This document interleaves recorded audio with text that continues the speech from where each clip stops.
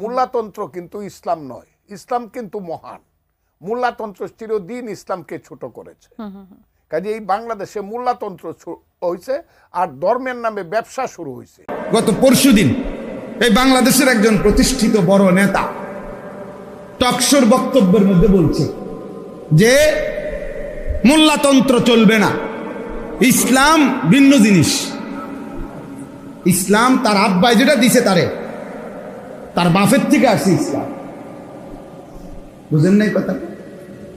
আমরা মোল্লা যেটা বলবো এটা কোনো ইসলাম না, তার আব্বাই যেটা বলছে সেটা ইসলাম। তার দাদাই মাটির তলের থেকে বলছে।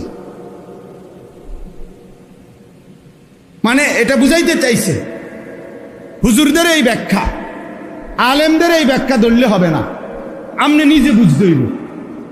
আপনি বাংলা পড়বেন, আপনি অনুবাদ দেখবেন,